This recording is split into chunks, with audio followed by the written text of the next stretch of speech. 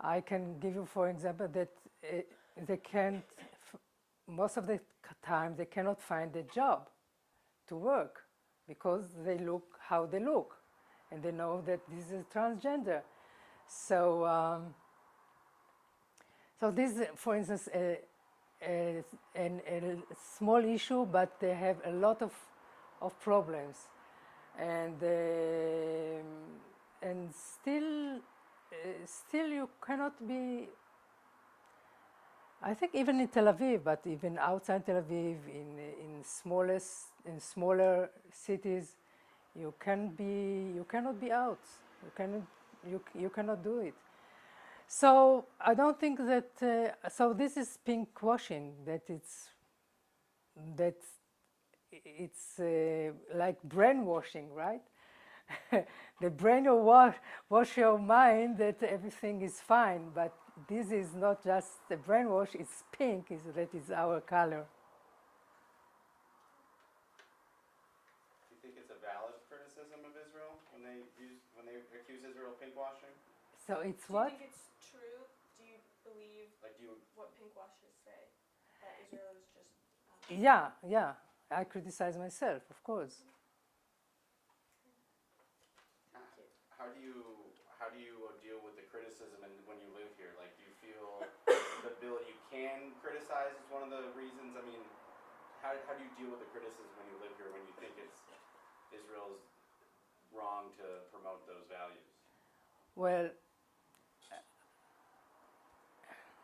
for the last 30 years of mine that I live, I'm active. I'm active in the peace movement, in the social movement, and so I criticize all the time what I can criticize, of course, in the situation of Israel. And so when I hear this, of course, when people like you or others come to and ask me about it, I support this criticism. And I think people have to see the truth of what's going on here, because we don't live in normal country. We don't live in a normal country, and normal country shouldn't be occupied, to have occupied territories, to live in 46 years in awful situation that how we treated the Palestinians, etc. And I'm saying this because you have to connect of what's going on here even how you relate to the gay society. It's the same as you relate to the Palestinian.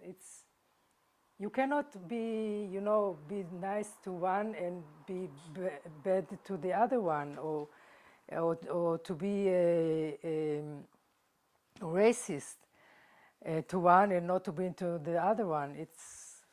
I don't know if I'm clear, but anyways, we are not a normal country, so it's not pink. It's not pink here. We have a lot of other colors here, and unfortunately it's not pink and not gay, not bright colors. Do you think you can talk about the gay society in Israel compared to the gay society in the Middle East around Israel, neighboring countries? I don't know much about the gay society around. I know that in Lebanon, in Jordan, there are communities who have their activities, and not much out, some not. And of course, they live in very, very, very conservative and different culture. And I don't think even they have laws for the right of of the gay, sorry, of the gay people. I don't think even they have rights. So of course, I can say we are in that way we are more progressive. On the other hand, I know, and if you interview or you meet a lesbian from Aswat organization, that it's lesbian Palestinian Israeli organization, they will tell you how much the books, poetries, and that came out in Lebanon, that we don't have it here. It's much more there than here. So I just can say that I know that there is life of gay community quite alive in these countries, but because of their regime or how it's going on there, they are not open here as the government here supposed to support the gay community. I say support because I say that they support, but it's not exactly. Okay. I just have a finishing question. What is the most important thing you would like people to know about the LGBT community in Israel? What do you think is a very important thing that you should share and want many people to know about the community here in Israel? What can I say?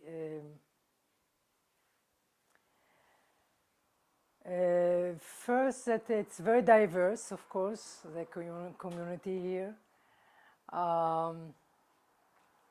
It's different. When you live in city and when you live in the small towns.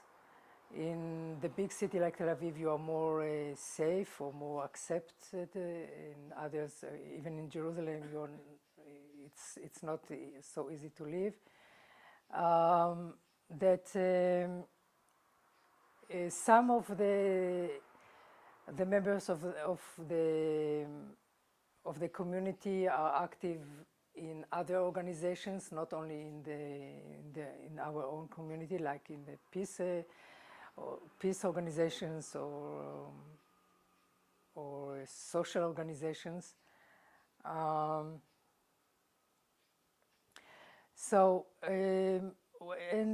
we always, and the activists and the community always fight for the rights, always trying to improve of our lives here in Israel. Thank you. I have one more question. Yeah. How you talk about it being a militaristic society, Israel? Right. How do you think that militaristic society meshes with the fact that the army allows people to be openly gay? It's you see, this is part of. As I say, it's by the law. Yes, we have quite progressive laws, and we have quite progressive laws, and it's and one of them that you can be in the open in the army, but still manhood first. If you are open, you still will have a lot of problems there in the society, in the army. You have quite problems and even violent in a violent way. But this is not the question. The question is that because it's militarist, and militarism is manhood. Militarism is to be man and to be strong and to be, the ideal man in the society, and of course this is not what is the stereotype of a gay man. So you cannot fit in this military society, and you be out. I have one more question. Would you agree that Israel cities in the world, or not cities, countries in the world? I think I answered this before. I don't think so.